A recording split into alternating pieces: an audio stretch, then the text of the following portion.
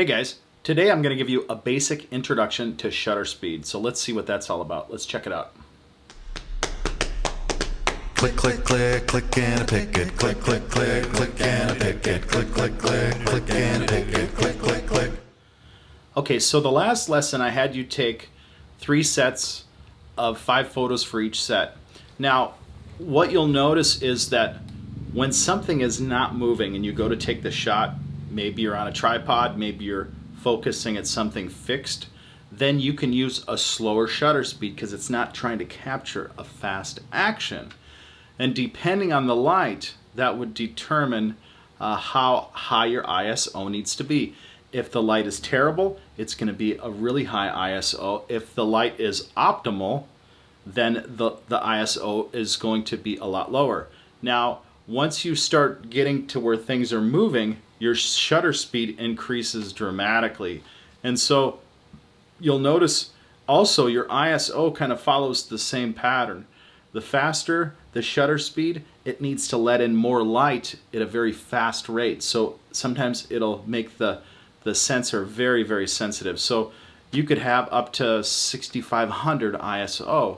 Now, it's not good to get ISO sensitivities that high because it will introduce grain into your image. And so the lower the ISO, the cleaner the higher quality image. And so that's kind of the rule of thumb for that. So if you study those images with motion, they will have high shutter speeds and oftentimes higher ISOs depending on how good the quality of light is. And if it's super fast motion, then it will bump up the ISO to even let in more light to try to give it a balanced exposure. And that's usually what the camera tries to do. It tries to come up with an averaged exposed image. Okay? So most people will teach you the exposure triangle.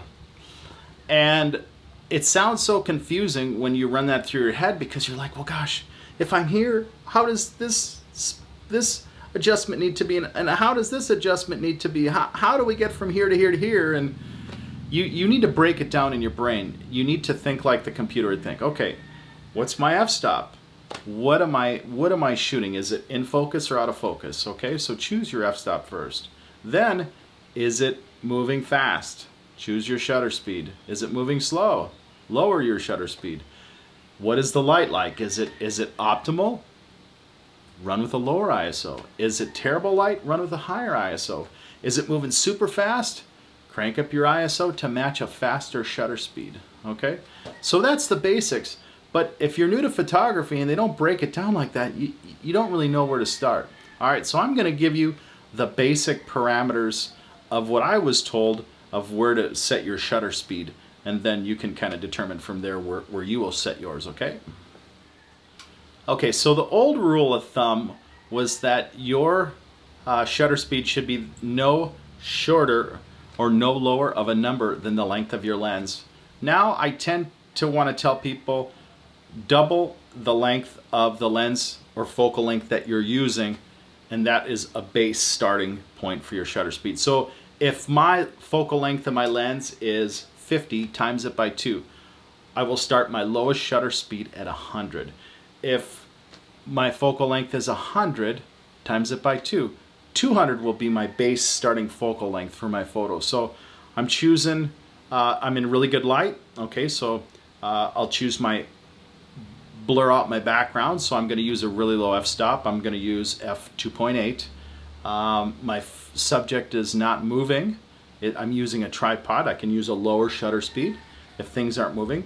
And so I'm going to start out even a little lower. Now you can start, if things are perfectly still, you can bend that rule and you can lower that a little bit. But use your own discretion.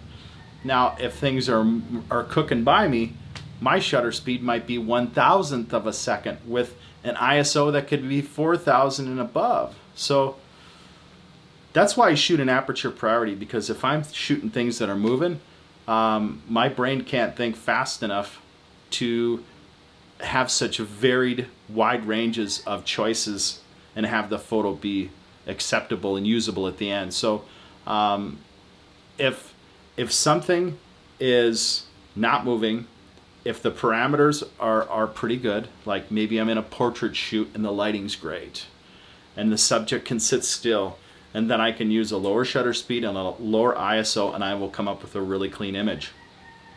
But once things start moving, you don't have the luxury of being able to move fast enough in varying conditions, unless you're just focused on one area, one subject at a time. Then you can kind of dial it in. But if you're walking the streets and you're taking different shots, everything's so dynamic, you can't possibly think faster than the AI of your computer.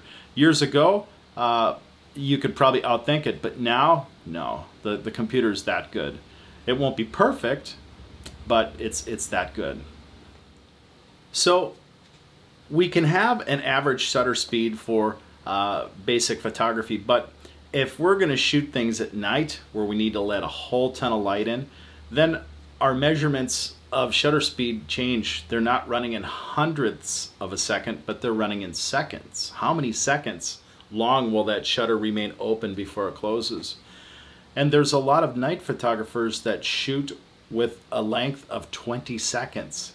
So that lens needs to open up for 20 seconds and stay open, letting in all that available light before it considers closing. Now, the bad thing about that is everything needs to be absolutely still. You can't have any motion, you can't have any jittering of your tripod, otherwise the shot is toast. So for those examples, you need to have an electronic shutter, or maybe you're using your smartphone to take the shot, or it's on a timer. So either way, you've got a really long shutter speed, or you've got an average fast shutter speed. And just remember, the basic focal length starting base point for normal photography is ×2 of the focal length of your lens. So 50 millimeter lens would be ×2. It would be 100 starting point.